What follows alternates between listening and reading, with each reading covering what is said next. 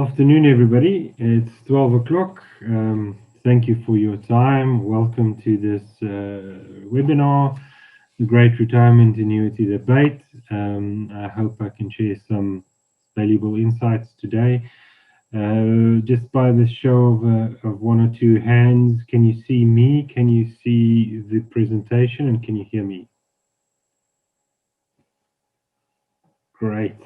All right. Let's get straight into it.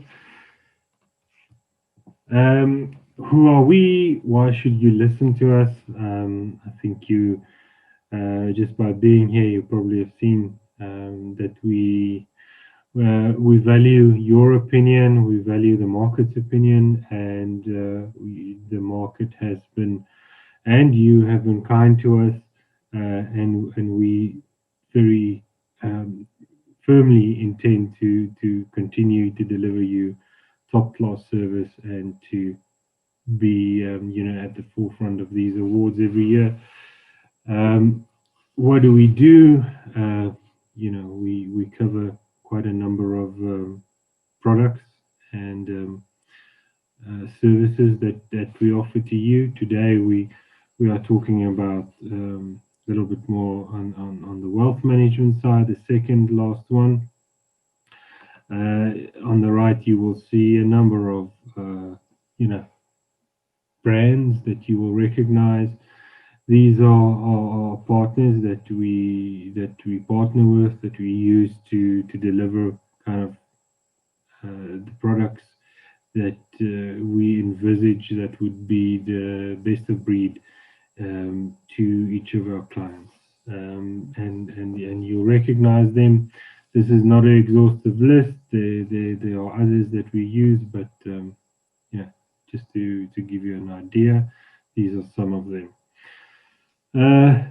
What we're talking about today is what we've termed the building your intergenerational wealth series. I just got one comment here. Can you see this presentation? Can you see a slide building intergenerational wealth at the moment? If anybody, there's a person that cannot see it. Can anybody just no slides? Okay, let me just give me 1 second. Apologies. Let me just do that again.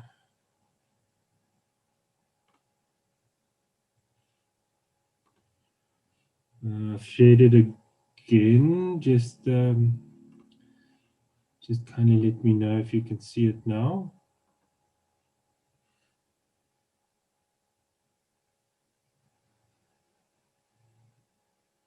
Yes. All right.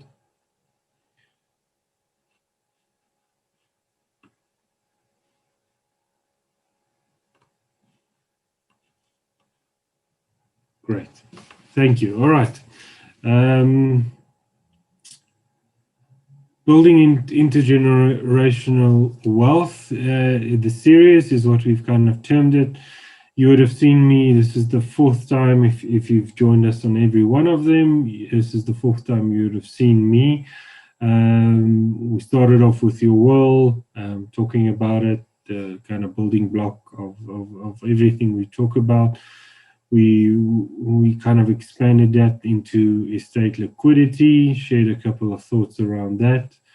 The last one was the art of asset allocation, and very much like this one, it's a debate. It's not a perfect science. Everybody has their own opinion, and obviously their own preferences around it. But we shared quite a bit around asset allocation, how we think, what we think about, which things are important, and which are the concepts that you need to consider when you look at your personal portfolio and the asset allocation around it. Just want to double check that everybody is happy in terms of the content now. Yep, I think we're good to go. All right, today is obviously then the great, last time was the great active versus passive debate. I see I missed one here. The next one is the Great Retirement Annuity Debate. That's what we're talking about today.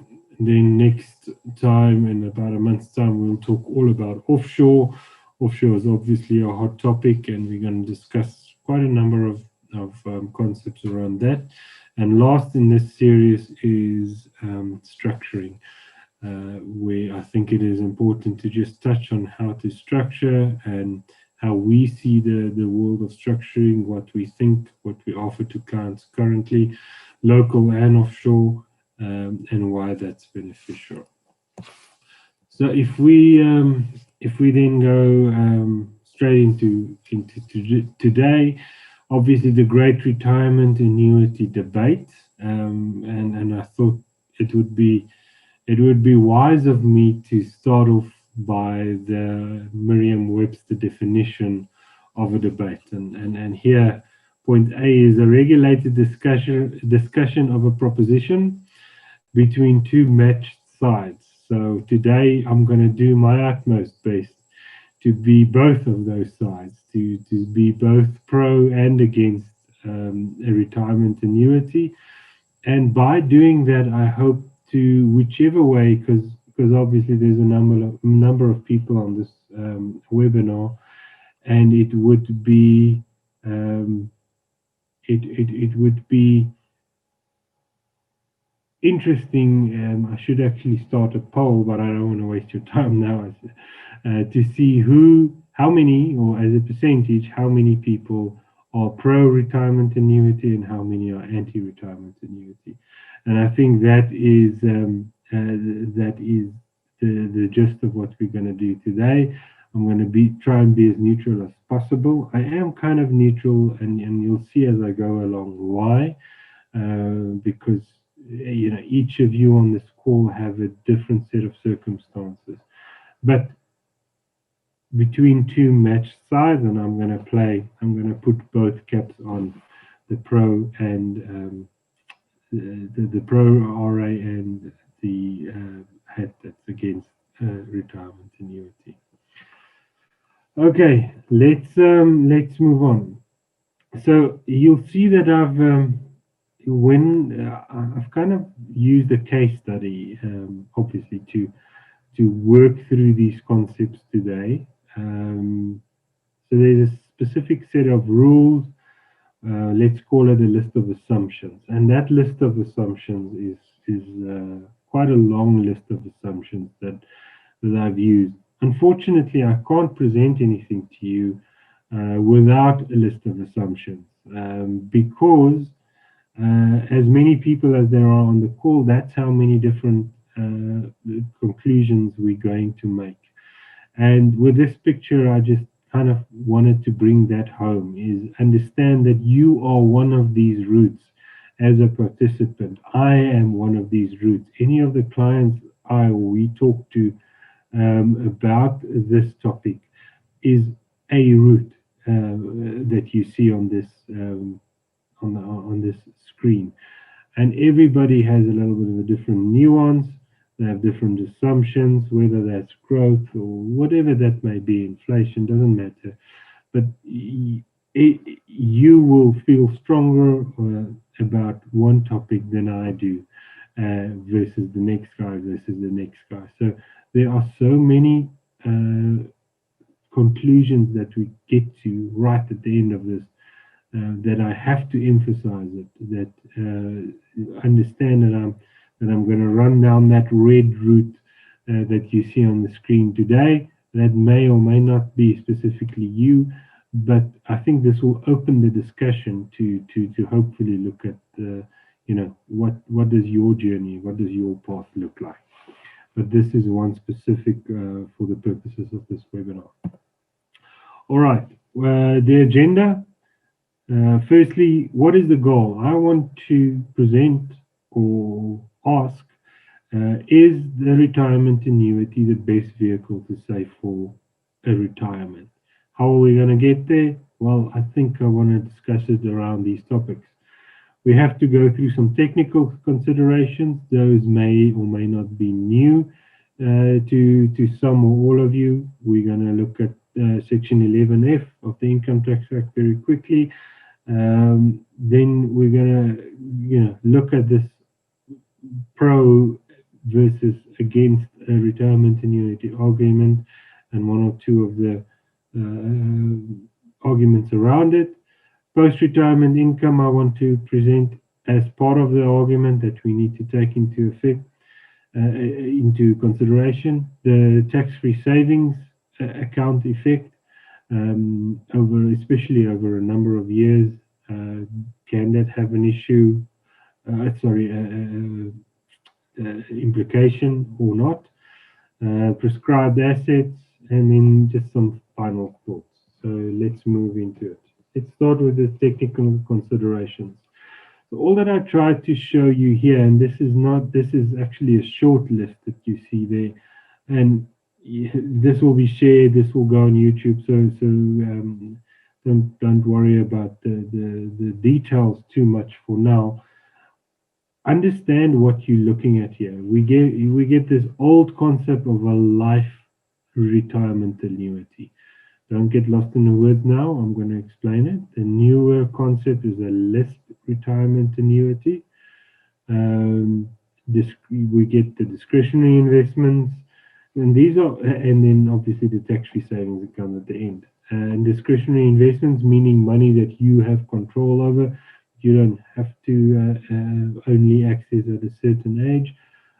So money that drops into your bank account and you have the discretion. I want to put that in a unit trust. I want to spend it. I want to buy a fancy car or go and eat out somewhere or go on a holiday. Discretionary investments, right? Unit trust and endowment I've just put on here. There are others, obviously. This is a fairly simple list. But I just wanted you to understand that each one of these have different penalties, different tax consequences, how flexible they are, commissions look different.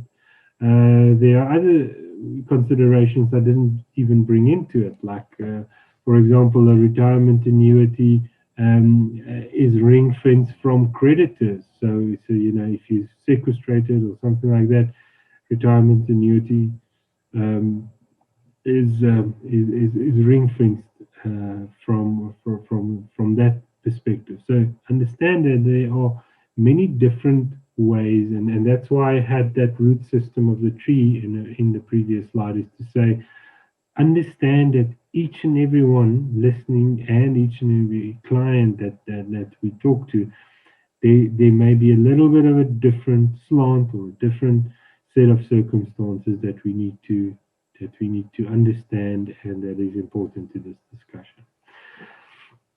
But I thought it would be unfair of me if I don't talk about these two concepts. You have this life retirement annuity, and apologies to everybody that already know this, but if you don't understand, you have this old school type life retirement annuity that's typically given to you by the life insurance companies. The other one is a LISP or a unit trust RA. So here I say AKA, also known as a normal RA. Everything, I'm going to use my father-in-law as an example. He had one of these, and the outcome wasn't good at all. So much so that he's firmly on the non-RA believer, bandwagon. So he got one of these, and there are a number of things that you need to understand about a life RA. And my job is not today to say it's a good or a bad thing. I just want to make you understand that when you talk about a retirement annuity, 9 times out of 10, you have to understand whether it's an old school life, in other words, life company that regulates it, or if it's a LISP, it's a unit trust company that regulates it. What is the difference? Well, all the fees, and I'm going to there's a couple of differences, but I'm going to talk about the most prevalent one, is the fees. So there are upfront fees and commissions in a life RA that gets paid to the financial advisor or whoever is selling you this product, that gets paid to them upfront versus a LISP RA that's there's no commissions upfront. It's only those fees, the advisory fees that are paid during the lifetime. The difference between these two is if you over the very long term, so 15, 20 years, potentially the argument could be that you would have paid these upfront fees anyway, if you're in this thing long enough. So over the very long term, the effect of these upfront fees are potentially diminished. And that's not an argument I want to go any deeper into. However, the fact that you may, for whatever reason, COVID, you lose your job, or you're retrenched, or whatever the case might be, and you have to stop those payments, and suddenly all these upfront fees have been paid. They're gone. Now they have to be recouped. So you have a massive amount of penalties that you need to understand. That may or may not be restrictive for you in your particular situation. There might be guys on here or ladies on here that are, lump sum retirement annuity contributors that only contribute one lump sum towards the tax year end, and therefore, one or two of these may be of a lesser consequence to you. But in a normal world, understand that there are reasons why a life RA can seem a lot more expensive. In terms of costs, and we'll get to it later, these have historically, they're much better these days, but these have historically been very, very expensive products, where the LISP RAs have historically been much better priced. However, they are getting closer and closer, but you have to look at them on an individual or case-by-case basis. Okay, I just thought that is important to understand that you have these two types of RAs. When you speak to me or the guys at Rand Swiss, it would be rare if you get a life retirement annuity offered to you. For our own specific and personal company reasons, that we would offer that one to you. 9 times out of 99 times out of 100, you would have a LISP retirement annuity if you talk to Rand Swiss around this topic. Section 11F is a section in the Income Tax Act, and it tells you how much are you allowed to benefit from when you contribute to a pension fund scheme, whether that's your provident fund or your pension fund at work or a retirement annuity or whatever, anything that's defined as a pension fund product is governed by Section 11F. 11F says that the maximum is, I'm going to jump one slide and I'll go back. The maximum is 350,000 or 27.5% of the higher of remuneration taxable income, and then you have to look at taxable gains as well. So forget about all of this. All that I'm trying to say to you is the maximum you can, from a tax benefit perspective, the maximum you can put into a retirement annuity is 350,000 Rand, or for 99% of people on this call will be 27.5% of your annual income. All right, so you can see there are three different ways, and that's kind of the wording that I've just showed you. There are 3 different ways in which you look at this, and that gives you a taxable income, and those may or may not be different, but as I say, 9 out of 10 times they will be the same, and you just take your yearly income, 27.5%. That's the maximum you can add to your retirement funding. in terms of having the tax benefit. You can definitely add more to it, but you won't receive the tax benefit for more than 350,000 or 27.5% of your annual salary, roughly. And again, it's much more involved than that, but it's only for 10-15% of clients that we see, even less. So just understand the 11F wording. Now, the 11F conundrum is the following. What you see here, and I know it's, don't get lost in all the numbers in the table here. This is a simple tax calculation. You get an income, do you have exemptions or not? This is super simple. You can go and download it from Google if you want to. There will be some deductions or not. You'll get a taxable income. There's a list here and a list here that I haven't even included. But at the end, you have, in this case, 540,000 Rand income.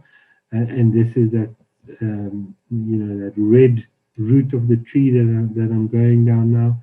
The tax tables give you, and this is 1 year old tax table, so apologies for that, but you get a primary rebate if you're less than 65. If you're over 65, you get a secondary rebate as well, and if you're over 75, you get a tertiary rebate as well. So just note that will change here. Then you get a tax due. If you take that tax due and you divide it by the 600, that gives you roughly a 21% tax rate. And I'll talk about the rest now. And then we're going to get to these last last four lines now. But I just wanted to give you to make you understand what I'm trying to achieve here. This is a gross income tax calculation, starting from your gross income all the way down to what your tax is due and what your marginal rate is in that case. So,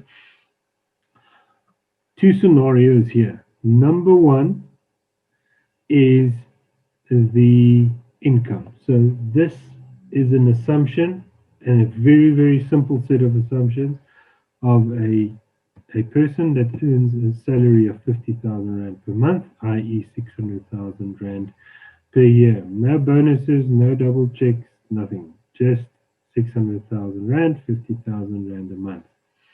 This person, and in this first column, I'm going to call, you can see here, the one in green, I'm going to call it the model citizen. Why I'm calling it the model citizen is because this person puts an amount, and let's just say I put here retirement savings contributions, and that can be whatever. Retirement annuity, pension fund, provident fund, whatever the case might be. 60,000 Rand goes into that, so 10% allocation in this case. And then, because of that, there's versus not putting that. So this one here that's in red is the number 3. I'll get to average Joe now. So number 3, the rebel, is the second column in this slide. It's going to change in the next slide, but just understand. So column 1 is model citizen. Column 2 here is rebel. So doesn't save, the rebel doesn't save in terms of retirement savings, gets a little bit more out right at the end, and then puts the same amount, also that 60,000 that the model citizen does, into a retirement savings product.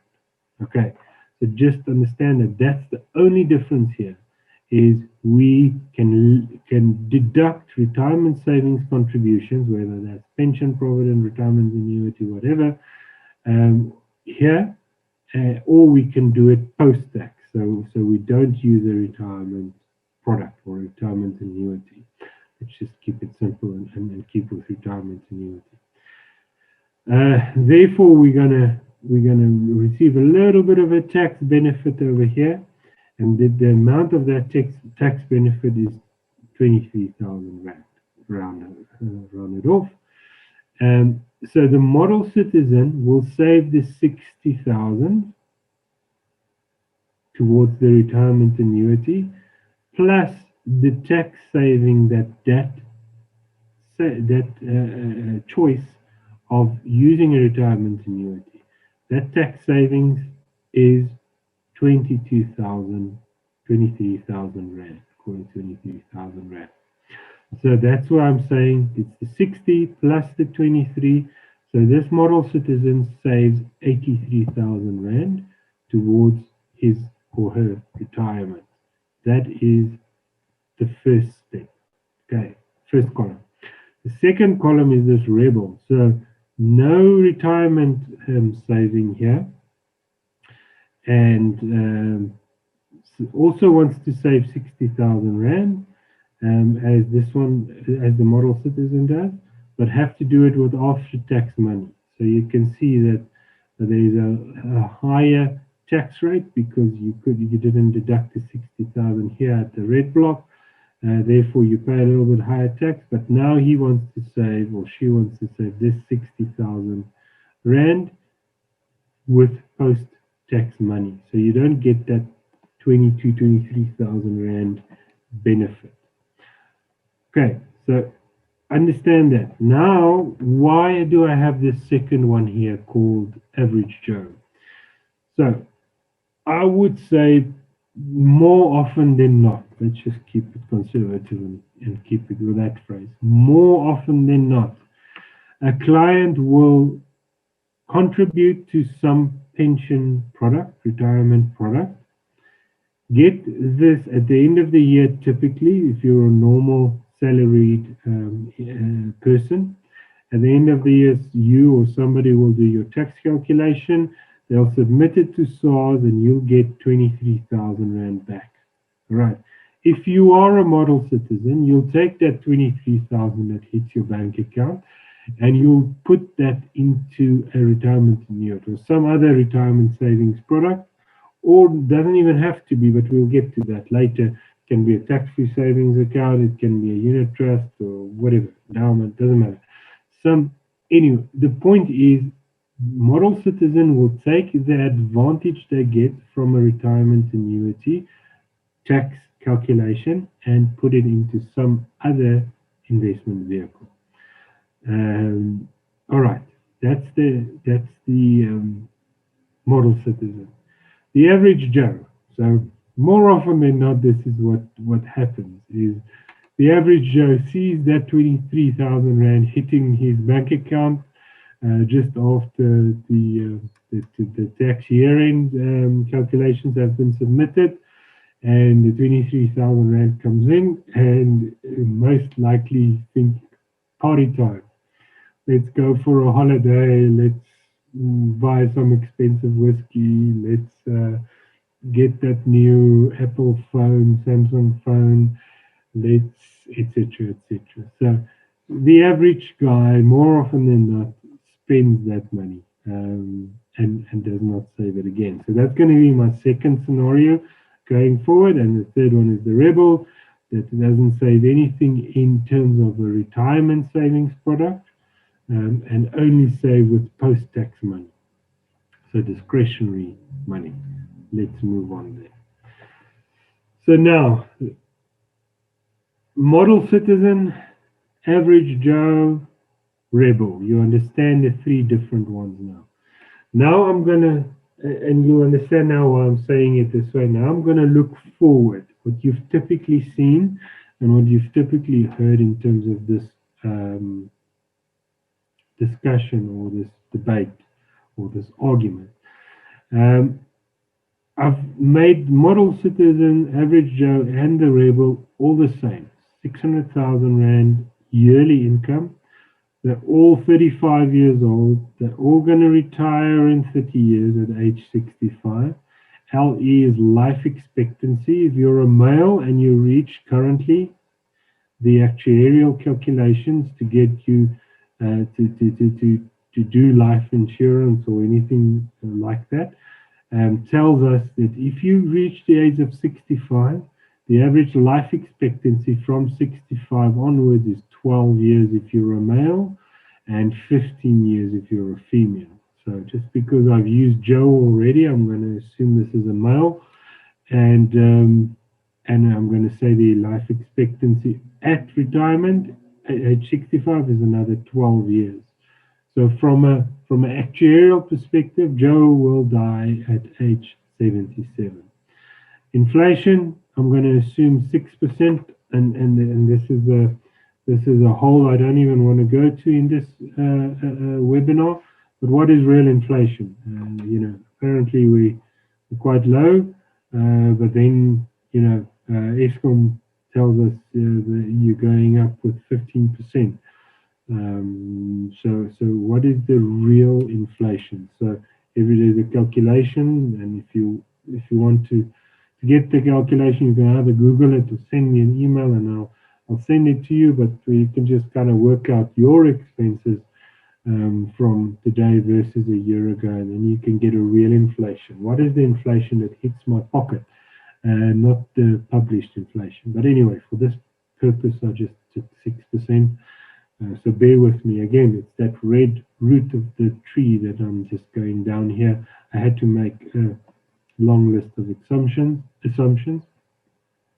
Then I use the growth rate of 10%, and this is obviously a long-term growth rate because you can see there clearly between the age now and the age I'm planning to 65 is 30 years. So it's a very long-term assumption. Whether that's correct or incorrect is not part of this webinar. All right, so for this future value of that 600,000 Rand, so all that I do is I take inflation. What will my 600,000 Rand be worth in 30 years' time? 3.4 million, and you can see that's the same in all cases. And then we need a lump sum future value. So to have that money for that 12 years that I'm going to be alive per year, so that I can live to this lifestyle income of 50,000 Rand per month or 600,000 Rand currently, I would need a future value at age 65 of 34 million. So don't let these things scare you. It's just the time value of money conversations. If you go to your granddad or your dad, if he's quite old, and you ask him, what did you pay? This is one of my favorite stories, or one of my dad's favorite stories at least, where he would tell me, he paid 10 pence in 1961 or whatever, I can't remember the date, to get an entire lamb. Now you can't even, buy a toffee for that amount. The point is time value of money. So don't let these big numbers scare you off. It's just the time value of money. So understand it, absorb it, and stay with me in terms of the argument I'm trying to make. So if you had to retire at age 65, you would need that lump sum, okay, to service 600,000 Rands worth of income per year for the 12 years that you're still going to be alive. You are saving, and remember we said the model citizen saves the 60,000 pre-tax plus the 23,000 post-tax, so the 83. Average Joe is just the 60 pre-tax, so it doesn't add the 23, and then the Rebel saves the 60 post-tax. So if you carry those at my assumptions here above, forward to age 65, you'll get 26 million. So you can see model citizen is going to be slightly short. Average Joe is going to have 19, so average Joe is going to be way short.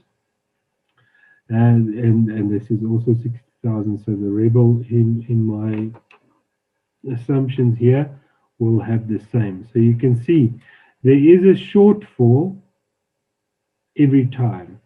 Now, once you retire, the first 500,000 Rand currently, so if you go and look on the SARS website and you retire today, the first 500,000 Rand is free of tax, and you can take that without any tax implications. So I've kind of assumed, made a little assumption here. I don't even have to add this line to make the point, but all that I did is I took that 500,000 and I worked out what the future value is at 6% inflation. It's 2.8 million.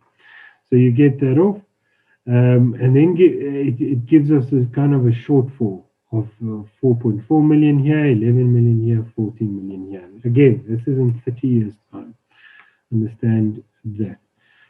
That gave us to service that shortfall, gave us a payment that you needed, and there you get the payment. And then if you forget everything I've said now, just look at the last line. It can be a little bit daunting. I don't want it to be too technical, so apologies for that.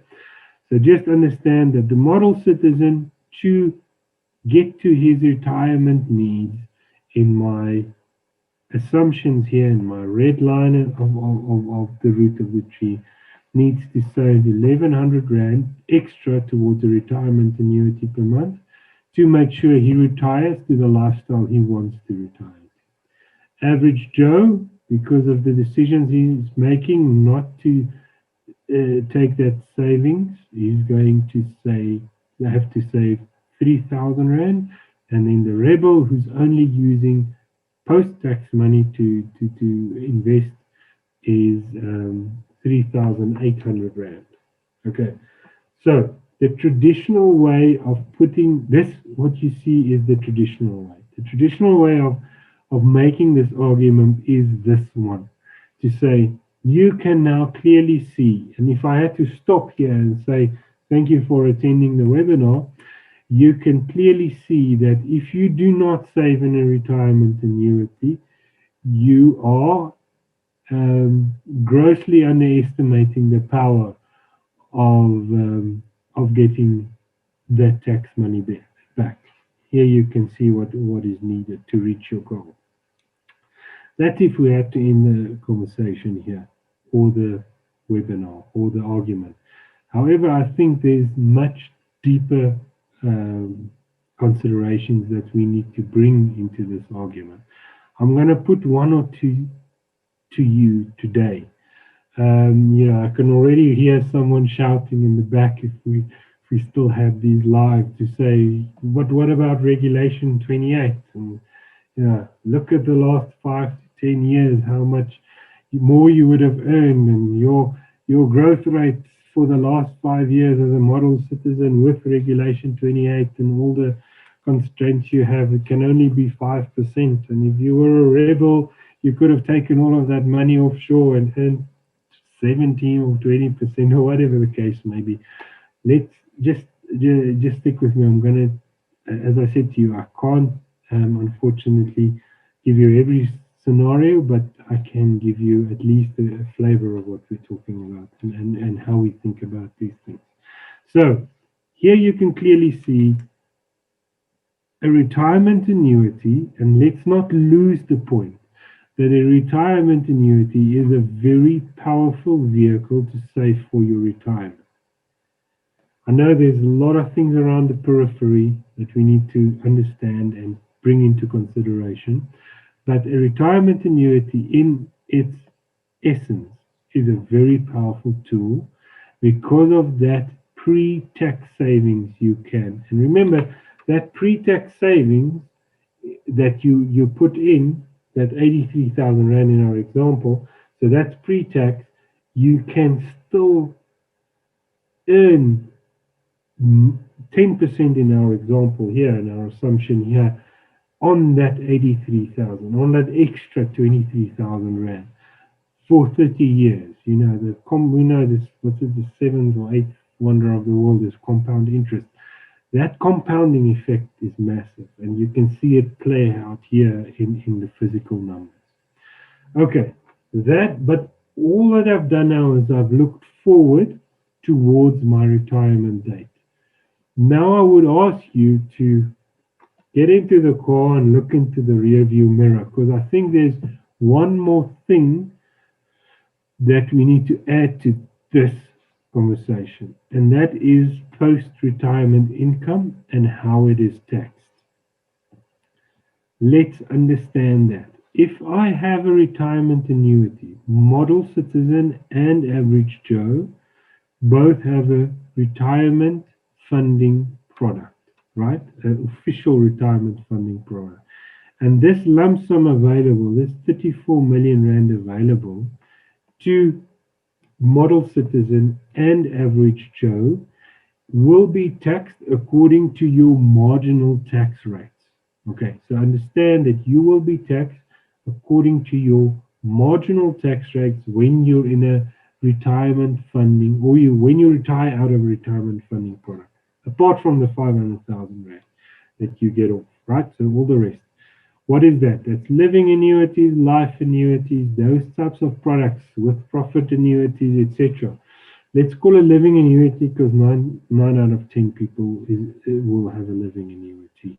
Kind of in the current climate, whether that's right or wrong, again, not part of this discussion, but let's just stick with a living annuity. So if you have a living annuity, your 34 million rand that you now have, or that you will need at the end, that money, however you get that lump sum, that 600,000 rand in today's money that will be paid to you yearly will be taxed at your marginal tax rate, whatever that may be at that point in time. Okay, but at the moment we saw what they are already on the previous slide. So you're going to be somewhere in the mid 20s, early to mid 20s in terms of percentage.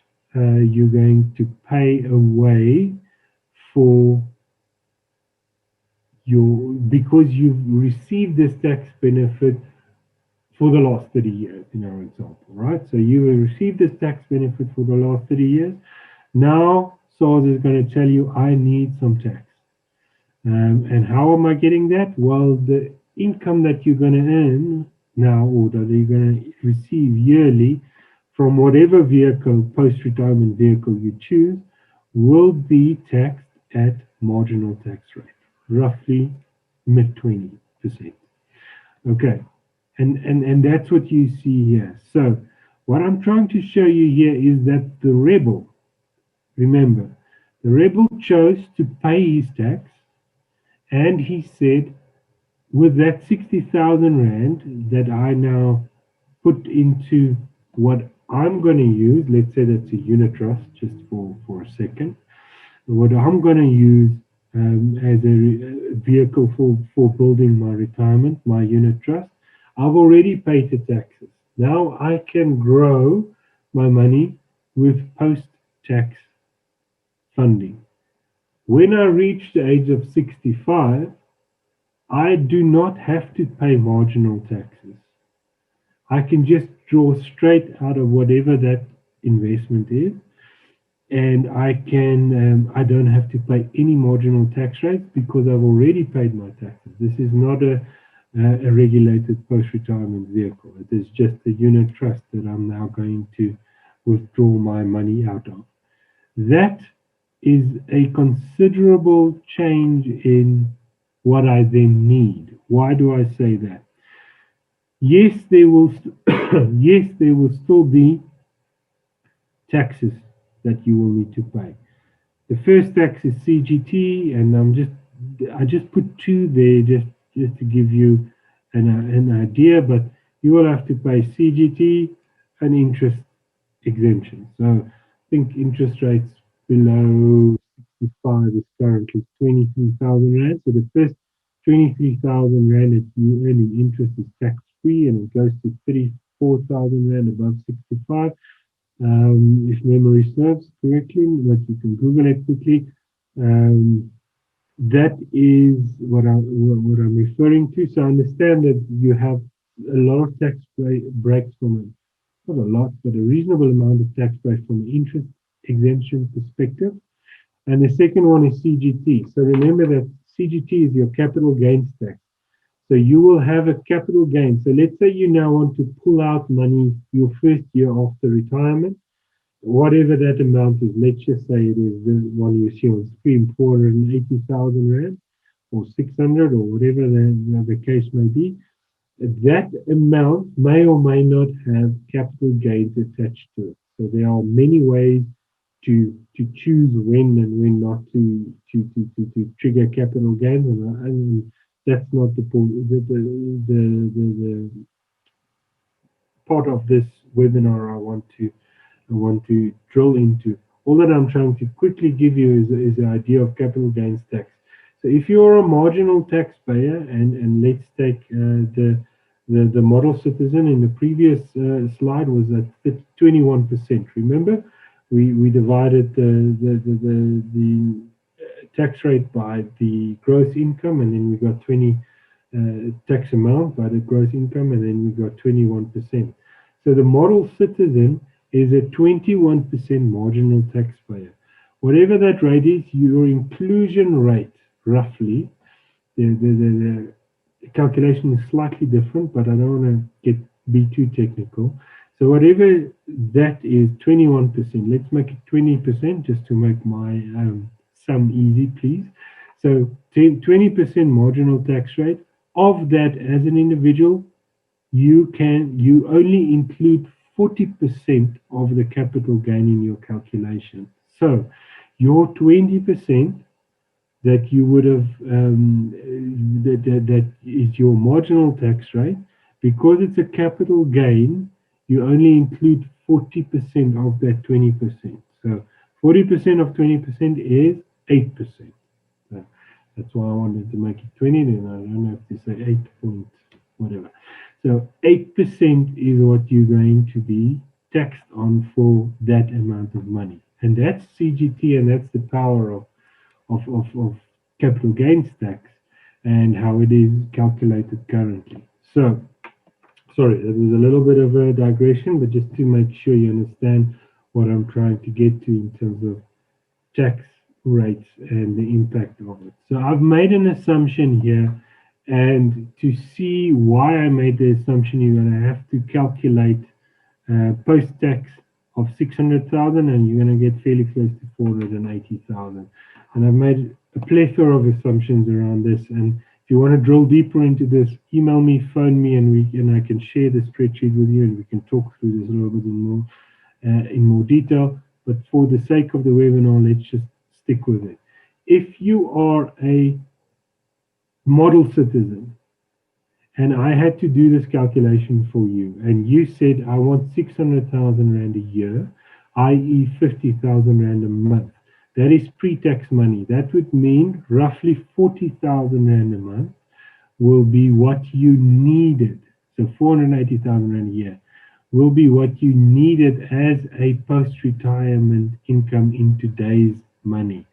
So model citizen would need 600,000 Rand because tax still needs to be paid. However, the rebel, remember, saved with post-tax money. So that's what I'm saying. Now we have to look in the rearview mirror, looking back from retirement, and understand how we've saved and what we need to consider as taxes. So for the calculation, we can chat about that in the background. But the point is, the rebel only needs 480,000. Why? Because of all these exemptions, and you still have a 40,000 Rand CGT exemption as an individual per year. And I'll chat about that a little bit later again. But the rebel only needs 480,000 Rand. Why? Because he doesn't pay tax. That goes straight into his bank account. So now if we do that, so in the previous one, we've only looked toward retirement, right? Now I'm considering post-retirement income, and I'm saying that if you save, and now I'm putting the hat on when I'm a rebel here that says I am not pro an RI. I'm against a retirement annuity. I've saved because now I don't have to pay marginal tax rates after retirement. I only need to worry about CGT, interest, those sorts of things, dividends. So therefore I can work on roughly 480,000. Let's do the calculation again now. If we take the post-retirement income and the tax treatment of post-retirement income into consideration. So everything stays the same. in terms of calculations, but the future value looks less now because that's 480 and not 600. That's what the lump sum look like that we need. We're still saving the same amount. Nothing changes there. So forget all the nitty-gritties. And again, if you want me to run you through these calculations, time value of money calculations, happy to do so. Happy to share the Excel sheet. Point is, look at the last line now. So when we consider post-retirement income and the tax applied to post-retirement income in these two different products, you need to still pay 11, or you're still short 1100. You're still short 3,000, so nothing has changed in average Joe and model citizen. But the rebel now from 3,800 only needs to save 3,200. Sorry, from 3,800 only needs to save 2,000. That's almost a 50% saving, right? So you can see where this was the worst way to do it when we put our previous hat on, let's call it that. You can clearly see that currently you are in a position where you're still not in the best, but it's at least a different conversation. It's not all RA conversation when I put my non-RA hat on for a second. I hope that makes sense. And I'm going to now take this and go one more level deeper. And I'm going to put in a tax-free savings account. Now, what do we know about a tax-free savings account? A couple of things. You know, only 36,000 rand per annum that you can put in a tax-free savings account. Anything you put above it, 40%, maximum rates. You can only do 500,000 rand lifetime limit. And if I remember, that works out to about 14 years. What we don't know is how these will change, because obviously the government implemented tax-free savings account because they really want to, promote the savings culture in our country. So the tax-free savings effect is 36,000 rand a year, 3,000 rand a month, 500,000 rand limit. That grows for 30 years, and now I've made a couple of assumptions. It is a little bit technical, so I don't want to stop here in terms of how I now get to the numbers. Please reach out to me and let's discuss this, in front of an Excel spreadsheet. But now you would need even less, and I made the argument here that your growth rate of 10%, because you don't have to pay CGT, dividend tax, interest, etc. in a tax-free savings account, remember, no taxes, I can potentially get a little bit of a higher growth rate. And only a 1% growth rate over 30 years makes a massive difference from a time value of money calculation perspective. So I've just ran the whole thing, and I'm not going to go through everything again, but all that I'm saying to you now, and I concede, I'll be the first to concede that in my tax-free when I add the tax-free savings, the assumption I made behind the scenes to make this point was fairly aggressive. So you're gonna have to be very precise and kind of a model citizen type person to get these kind of benefits. But the point is that if you structure this correctly with a tax-free savings account and post-retirement money, there are certain ways, and you're 35 years old, and you have a life expectancy of 12%, and inflation and growth rate look the same, and. Remember that list of assumptions? Don't forget that. But that list of assumptions, you can actually be in a better position from a amount that you need to save perspective. All right. Now we can play with the what ifs. What if we put that 23,000 rand that we save here? What if we put that in a tax-free savings account? then we're going to end up somewhere in the middle between these two, etc., etc. So now we have all the roots of the tree again that we can play around with. I'm not saying by showing you this slide that a retirement annuity is a better or a worse product. What I am trying to say to you is that in a specific set of assumptions that are specifically chosen to make this point in the end, is to say to you that if you're fully pro a retirement annuity, understand, and we're going to get to those considerations now. I've only done basically the tax effects and the time value of money effects now. We're going to go to a number of others now. But in terms of the assumption that I've presented today, if you are only a retirement annuity punter, or you're only a non-retirement annuity punter, what I'm trying to show to you is there are ways that you can be wrong in either instance. So I'm trying to do that debate. I'm trying to be that neutral guy in between, because I think it's true. There are pros and cons of each, and we're going to do the rest just now.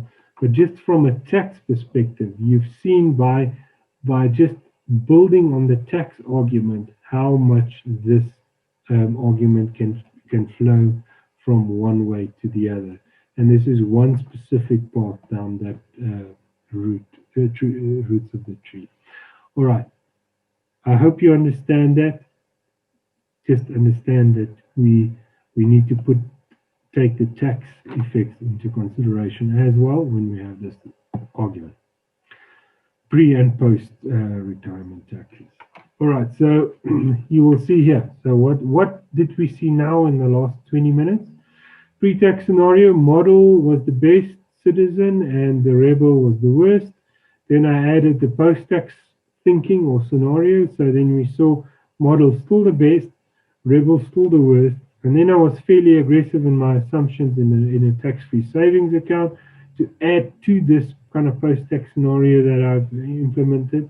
And then we saw that, in that specific case, and I'm not saying this is blanket for every client or everybody on this call, but in that specific case, it could have been better for you to do it without a retirement annuity. But, big but, very few cases will this be the truth. It can be the truth, however, and that's why I said to you in the beginning, I want to play both sides of this argument because I think it's important. Understand that a retirement annuity is a very powerful product. If you add all the tax arguments that we've made up to now, the non-retirement annuity can also be a very powerful product. But it needs a couple of things, and we're going to chat about some more of those considerations now. All right, let's talk about prescribed assets. Now, everybody would have heard prescribed assets.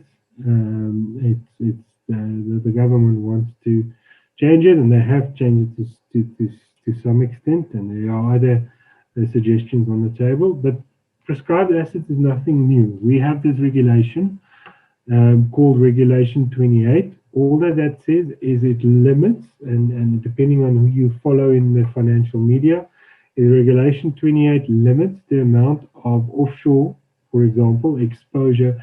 There's a couple of other things they do as well, but the big one is the amount of offshore exposure. And if you've been paying attention in the last 10, 15 years, you would have seen the dramatic weakening of the rand.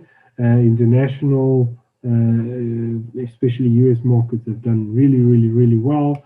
Some of the Asian or the emerging markets have done really, really, really well. And if you time that correctly with non-retirement money, in other words, where you weren't limited to the roughly 30%, you can see it's a little bit more tricky than that, but roughly 30% that you can take out at any given time. then you would say that a retirement annuity was a very bad place to invest in. Why? Because of prescribed assets, because I couldn't take out more than, or I couldn't be exposed to international markets of more than 30%. So that is Regulation 28. What about future regulations? We have now kind of a better idea of what it will look like, but who knows what it will look like in reality, in 5 years' time, in 10 years' time, how much of the pot of retirement annuity will the state try to dig into? So now I'm putting my non-RA hat on to say these are risks to retirement annuities, because once I put my money in a retirement annuity, to get it out is very hard. You either die, you emigrate, but then the new rules that came into effect early in the year is you only after 3 years, once you've emigrated, can you access your retirement annuities, or you retire. Those are basically the three things that you can do to access your retirement money, unless it's below certain amounts. But anyway, let's not go down that right now. The point is there are risks here when I put my non-retirement annuity that you need to understand, am I willing to live with these risks? Do I see my future in this country or don't I? Etc. These are all variables that are important to this discussion that you need to understand. That's prescribed assets. So some final thoughts, and this kind of adds to the debate.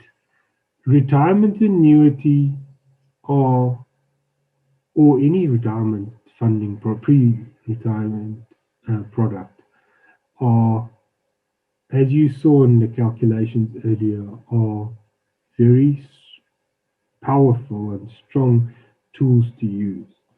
If you do not have the discipline associated with it, actually both sides of the coin, you will not win this argument. So if you're fully pro-retirement annuity, without discipline, you're not going to win the argument. If you're fully non-retirement funding savings, and you're not disciplined, you won't win this argument. So understand that discipline is probably more important than which one you choose. Your company pension fund obviously is one of the ways which you kind of forced to save, so that kind of promotes that discipline. Offshore limits is hotly debated. Some of the biggest asset managers are lobbying Treasury to say, let's change our offshore limits. There's 30%, this regulation 28. Let's change it. Let's make it more beneficial. That may or may not be a benefit or a hindrance to whichever side of this coin you're on. Costs, I briefly spoke about earlier. Retirement annuities used to be, especially in the old style stuff, very costly. It is better these days. Even the old style is getting much more. They've shaved a lot of their costs. But the point is, understand costs. Look through it. When you get a retirement annuity, a unit trust, however you decide, if you want to save in a money market, on your bank account, I don't care what you save on. Make sure you understand the costs and the implications thereof versus other products, costs and implications thereof. Don't just go with what you've heard, because a lot of what you've heard may not be applicable anymore or applicable to that specific product, or the product is actually not the product you thought it was, and there are added costs that you need to take into consideration. Prescribed assets we spoke about. I'm not going to go over that again. Section 37C, and I did this in the wills and estate liquidity presentation as well, and I'm just going to briefly touch on it. Section 37C speaks to your ability to have a freedom of testation. What does that mean? You, as a South African citizen, may leave your assets to whoever you please, right? Your portion. Doesn't matter how you're married, how we work it out. Forget about all of that for now. At the end of that cycle, you have an amount or a certain assets once you die that you can do with whatever you please, right? So if you have a house or a car or a big fund, you have freedom. We call it freedom of testation. That's a nice word. So you can leave it to whoever you want. If you want to leave it to the dog or the cat, you technically can, right? So the point is freedom of testation. However, pre-retirement products, pension, provident, retirement annuities, pre-retirement products. So up to our example today was Joe and age 65. Up to age 65, that day when you retire out of those retirement funding, pre-retirement funding products, you do not have freedom of testation.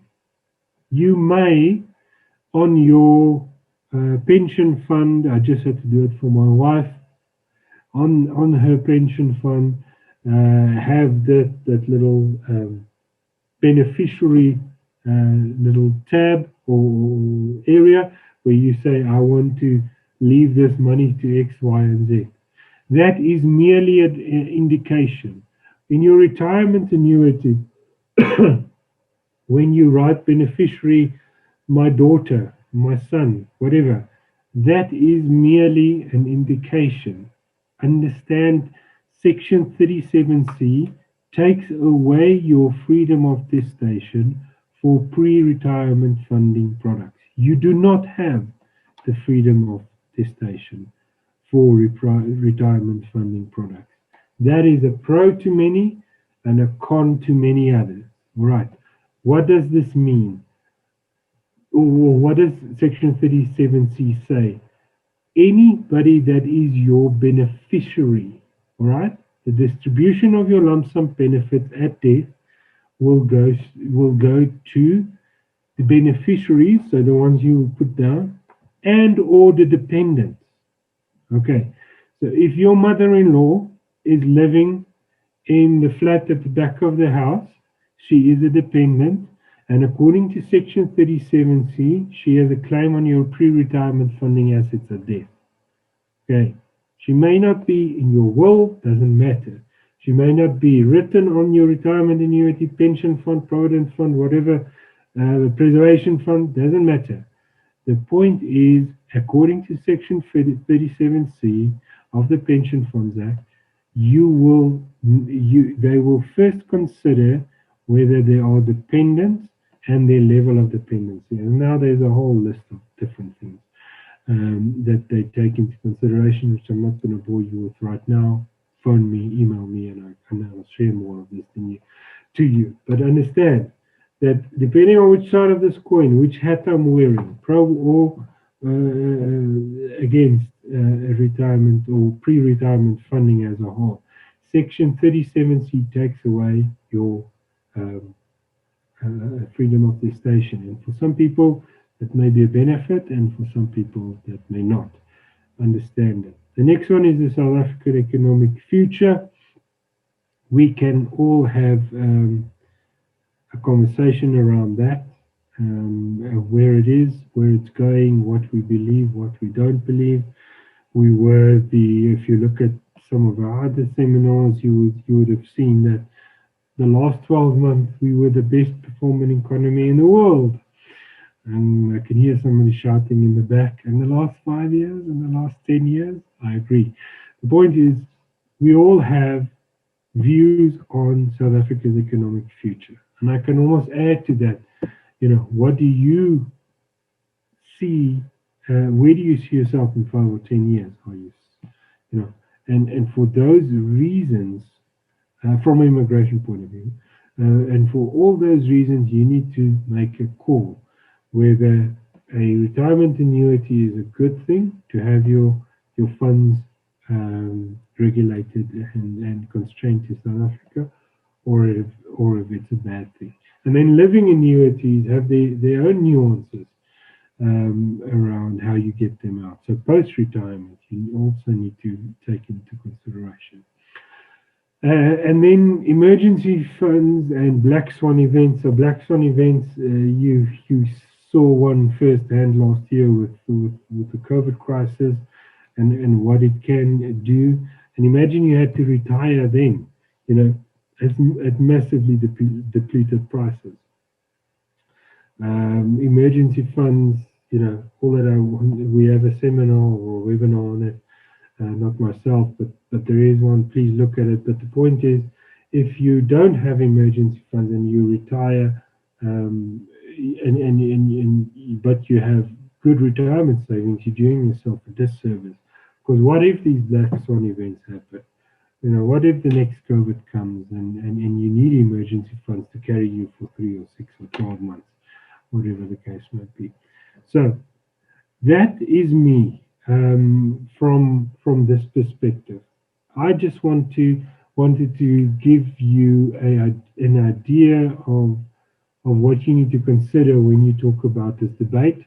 As you can hear, I try to be fairly neutral, and I think that is the prudent thing to do in this case. I think the answer lies somewhere in between the two. And as you can see, I took a very specific client with a very specific set of circumstances, and I showed you that either way, that client could probably be in the right product. But for everyone on this call, that looks a little bit different. You might be older, younger, higher, lower income earner, have other interest, business interest, etc. That gives you an income. All of that plays a little bit of a role in the final answer of who wins the great RA debate. But with that, I see I've kept you for a long time. My apologies for that. I see there's one question. Where will these contribute? Sorry, apologies. Where will these contributions be invested all these years, locally or internationally? This was about 20 minutes ago. I assume that's that 10%. Let's call whether we invested locally or internationally. It doesn't matter for purposes of this conversation. If you want us to chat about asset allocation, that's and how we see it going forward, that's a little bit of a different topic. But for the 10%, which I think this question was about, it's more about that 10% was just to give you, a broad feel of the numbers. It wasn't anything specific, so don't read too much into that from a local or even an asset allocation, local, offshore, whatever. Just take it as a general assumption. I see I've run over time. My apologies. Thank you for joining me. I really appreciate it. I think I'm going to rather close off the questions for now. I don't see any other ones right now. So I do. With the tax-free savings account, does it mean that you save the 36,000 Rand in the tax-free savings account and 24 elsewhere?